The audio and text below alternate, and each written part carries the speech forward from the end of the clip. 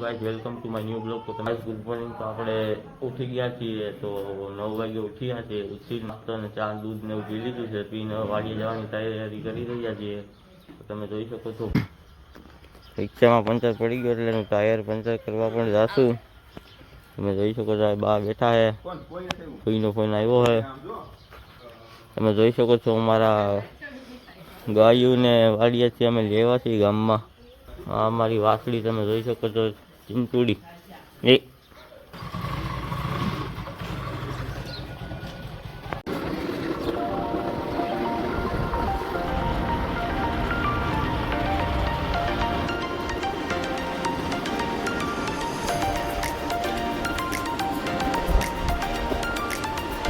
Guys તો finally આપણે વાડીએ પૂગી ગયા છીએ. તો તમે જોઈ શકો છો આ અમારી વાડી છે. ટીનમસ ગામમાં સેન્ડેલાની ગાડી બાજુ અમારી વાડી આવી છે. તો આ બાજુ નીકળો ત્યારે આવવાનું ભૂલતા નહીં.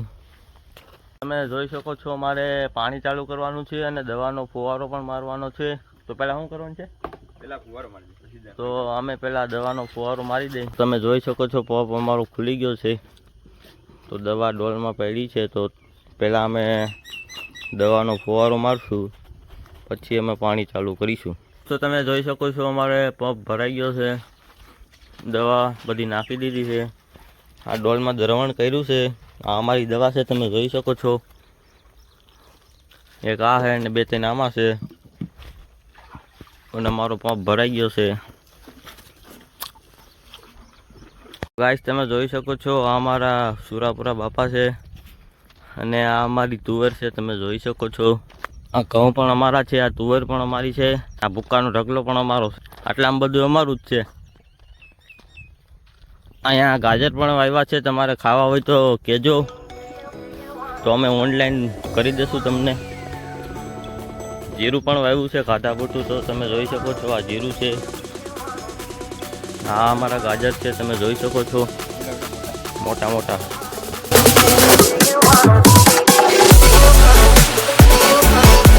તો ગાઈસ તમે જોઈ શકો છો ફુવારો લાગવાનું ચાલુ થઈ ગયું છે અમારા ઘઉંમાં.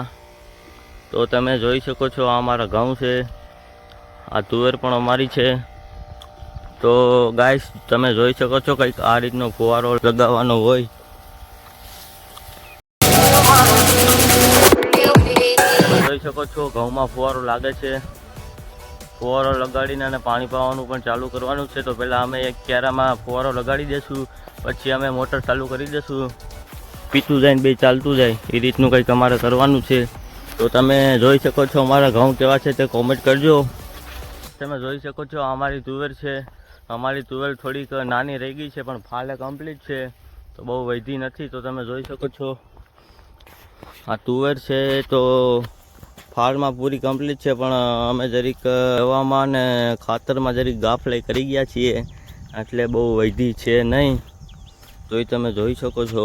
એવું થયું કે અમારા બીજા ખેતરે ત્યાં કેળું આવી ગયેલી છે, એટલે અમે ત્યાં કામ કરતા રહીએ. અહીંયા આટો મારવા આવ્યા નહીં, એટલે અમારી તુવેર જરીક ઝીંકી રહી ગઈ છે. તુવેર કેવી છે તે કોમેન્ટ કરજો. અમારી તો આવી છે, અમે બતાવી. અને તમારી તુવેર કેવી છે તો તે કોમેન્ટ કરવાનું ભૂલશો નહીં. અને તમે ન્યૂ હોય તો અમારી ચેનલને સબસ્ક્રાઈબ કરવાનું ભૂલશો નહીં અને બેલ આઇકન પ્રેસ કરી દેજો.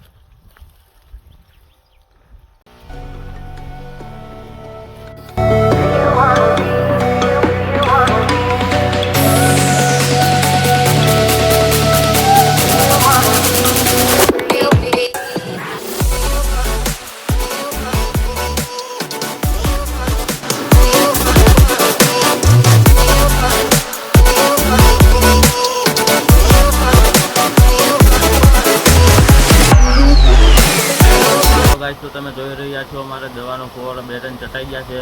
તો તમે જોઈ શકો છો અમે મોટર ચાલુ કરી છે, પાણી ચાલુ કરી દીધું છે.